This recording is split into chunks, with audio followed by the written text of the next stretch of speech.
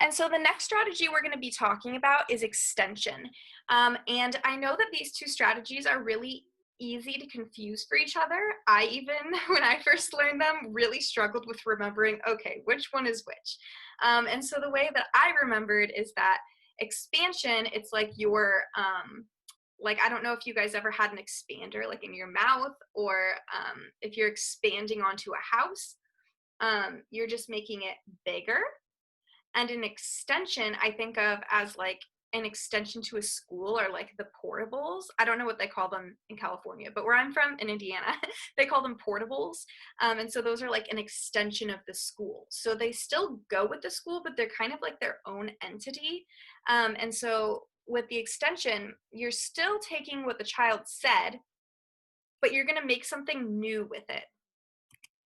So it's also a type of recasting. So you're just going to include some additional information based off what the child said. So if the child says, I want a cookie, you're going to extend that into, you must be hungry. It's kind of like inferencing almost. So you're just letting the child know that there are other ways that they could say things, that there are more vocabulary words to pair with what they said. So the child might not have the word hungry in their vocabulary. They probably do, but they might not. And so if they're saying, I want cookie, you're letting them know, oh, let's talk about feelings. So you want a cookie, but you're feeling hungry. And those two things are paired together. And that just kind of gives them an example of how they can go into that as they get older, more elementary school aged, where they can tell longer stories of things that flow together. Benefits of this strategy is that it's going to improve their vocabulary. As I mentioned, if a child doesn't have a word in their vocabulary, by taking what they do know and giving them new information, it helps them pair those two concepts in their mind. So they know cookie, they know they like a cookie, they know they eat a cookie, and now you're pairing the idea of hungry with it. And so they're getting that new vocabulary word, and they're really quickly mapping that into their brain of when and how to use that word. It's also going to give the child more information about what they said. Even if they know the additional information, it's telling them that you understand and that there's other things that they could say about it if they wanted to. So it's just giving them more options.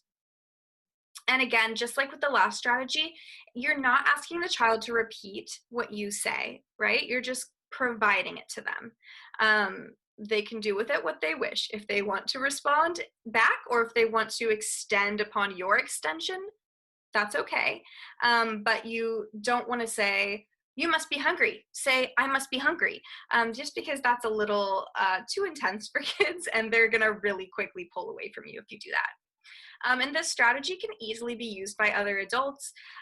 It's not quite as natural as the expansion strategy, but once you learn it, is very easy to incorporate into your toolbox, and is, again, one of those things that's great to use during dramatic play, because you're taking what they know and building on it, and it makes it quicker and easier for them to learn new concepts and words. So when to use this? If they're requesting, if they're playing, during literacy activities like dramatic play, snack and meal times, and small group activities. Just like with all of these strategies, you can use this whenever. With this strategy, I think that you can use it as often as you want. It's not as overbearing as some of the other strategies. And the reason why is because it doesn't feel like they're being corrected. So with the revision strategy or the repetition strategy, they might think in their head like, oh, like I did something wrong. It might get too much if you're doing it too often. But with this strategy, because you're introducing a new concept, it's kind of like a conversation's just flowing. So the child doesn't feel like they're being corrected or anything. It's just they're saying, the dog is yawning, the dog must be tired. And then the child can say, oh yeah, the dog must be tired. And then you could go on, oh yeah, like he must have stayed up really late last night, And so then it just kind of flows into a conversation, and it's natural for the child. It keeps the child engaged and interested in what's happening, and it's also building their language. So we've gone over a couple examples already. Here's another one. So during play, a child could say, "I'm a fairy," and then you say, "You're a fairy, you must have magical powers." And so you see here that the child might not know the word magic, they might not know the word powers, and even if they do know the word magic, they might not know how to use it as magical.